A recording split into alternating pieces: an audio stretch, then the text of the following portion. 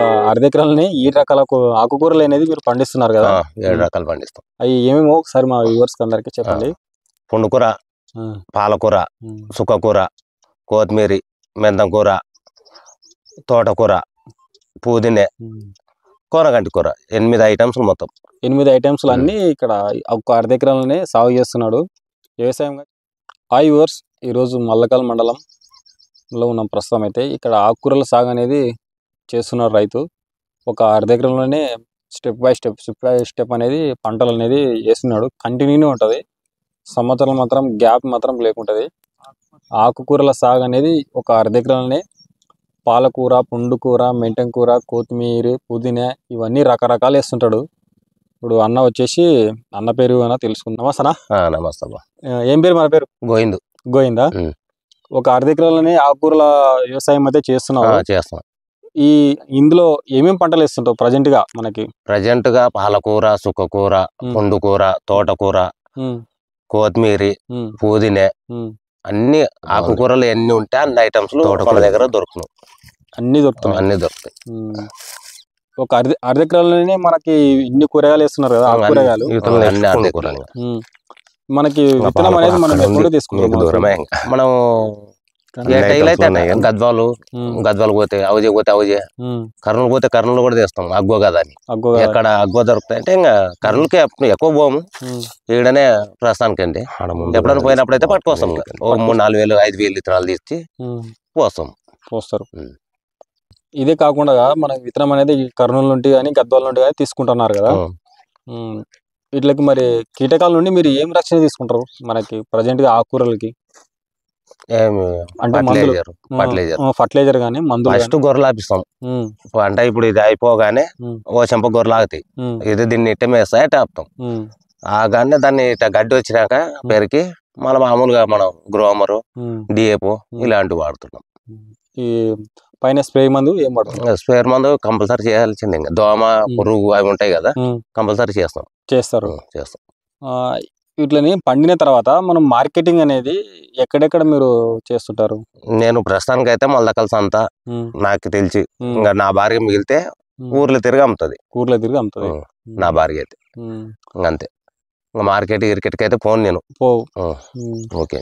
ఇప్పుడు మల్లకల్ మార్కెట్ ఒకటి ఉంది కదా, 7 రోజులకు ఒకసారి ఇక్కడ సంతలాగా జరుగుతుంది.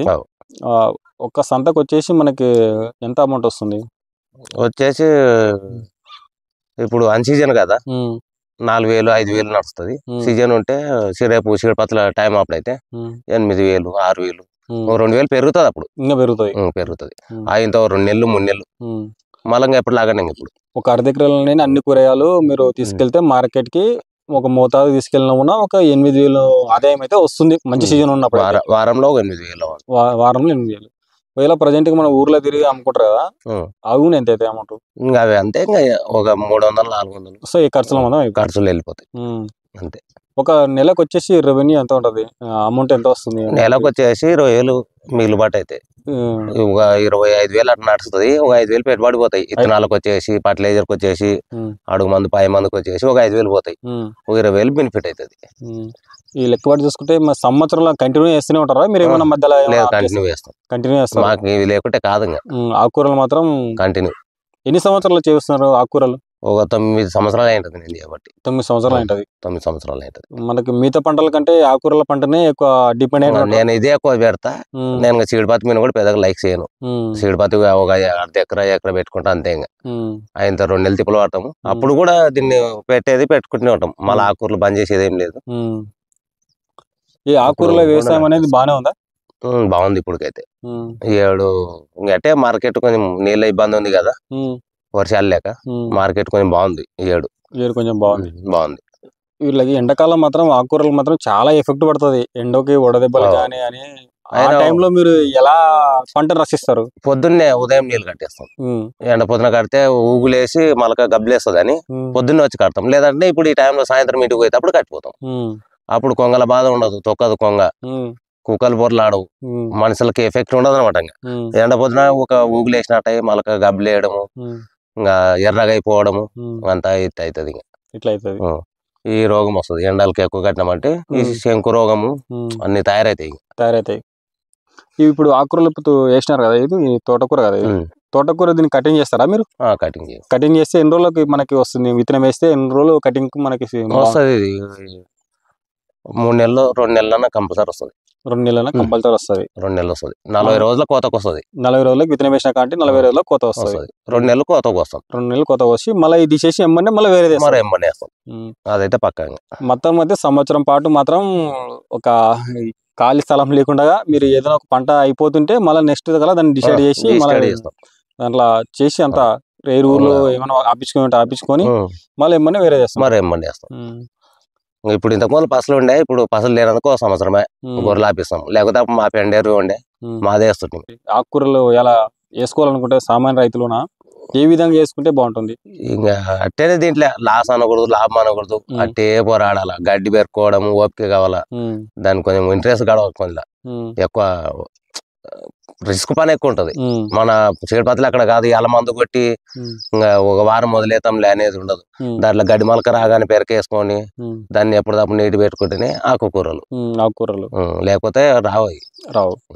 మిగతా పంటల కన్నా పోల్చుకుంటే ఆకుకూరలు కొంచెం బెటర్ గా అనిపిస్తుంది. బెటర్. 9 సంవత్సరాలు అంటే చాలా అనుభవం ఉన్నట్టే. ఫుల్ నాకైతే ఒక 9 సంవత్సరాల ఏజ్. ఒకవేళ దీన్ని కొత్తగా తీసుకున్న వాళ్ళు, మనం వేయాలనుకున్న వాళ్ళకి సలహా ఏమి ఇవ్వగలవు?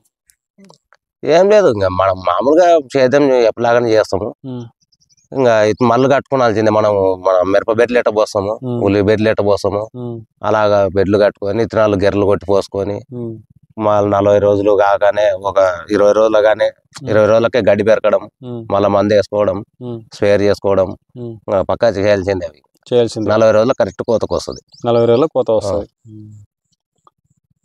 మామూలుగా మిగతా రైతులు ఆకుకూరల సాగునే ఎక్కువ బెదపడుతుంటారు. మీకు మాత్రం చాలా ఓపిక ఉన్నట్టు ఉంది. దీనిలో ఉన్న ఓపిక అనేది చాలా అవసరం కదా రైతులకి. ఇది ఒక రోజు కూరగాయలు కాదు, ఓ రోజు లేట్ అయినా అమ్ముకుందాం అనేది కాదు. ఇది ఆకుకూరలు ఓ రోజు లేట్ అయితే మురిగిపోతాయి. ఎప్పుడు అప్పుడు ఫ్రెష్ అమ్ముకొచ్చుకోవాలా, తిరగడానికి ఓపిక కావాలా, అది కూడా కావాలా మనిషికి. తిరిగి అమ్ముకునేది ఓపిక కావాలా. ఒక అర్ధ ఎకరాలని ఏమేమి రకాలు వేస్తున్నారో ఒకసారి అడుగుదాం అన్న. చెప్పండి అన్న, ఒక అర్ధ ఎకరాలని 7 రకాల ఆకుకూరలు అనేది మీరు పండిస్తున్నారు కదా? 7 రకాలు పండిస్తాం. అవి ఏమేమో ఒకసారి మా వ్యూవర్స్ అందరికి చెప్పండి. పుండుకూర, పాలకూర, సుక్కకూర, కొత్తిమీర, మెంతం కూర, తోటకూర, పుదీనా, కోనగంటి కూర. 8 ఐటమ్స్ మొత్తం. 8 ఐటమ్స్ అన్ని ఇక్కడ ఒక అర్ధ ఎకరాలనే సాగు చేస్తున్నాడు, వ్యవసాయంగా చేస్తున్నారు. ఇక ఆకుకూరలో మాత్రం ఫీల్డ్ అనేది చాలా బాగుంది అంటున్నారు. మిగతా పంటల కంటే దీంట్లో ఆకుకూరలలో మంచి రెవెన్యూ ఉంది, మంచి చేసుకుంటే మంచిగా ఉంటుంది. కాకపోతే ఓపిక అనేది చాలా అవసరము మనకి, ఎందుకంటే గడ్డితోటి చాలా ఇబ్బంది అవుతుంది ఆకుకూరలు కాబట్టి. ఇబ్బంది. రెండోది ఏమైతుంది అంటే, మనం ఈ ఆకుకూర పోసుకుంటామంటే మనకు నెట్ అమౌంట్ ఉంటాయి. మనం ఒక పంట వేసి 3 నెలలు 4 నెలలు ఆగాలంటే చాలా ఇబ్బంది అవుతుంది. ఇవి మనకు వారంలో ఒక 500 విత్తనాలు పోయినా, 500 మాన్సన్సులు అడుగు మందు పై మందు పోయినా, 1000 రూపాయలు పోయినా 2000 3000 మిగులుతాయి. మన కూలి నష్టం లేదు.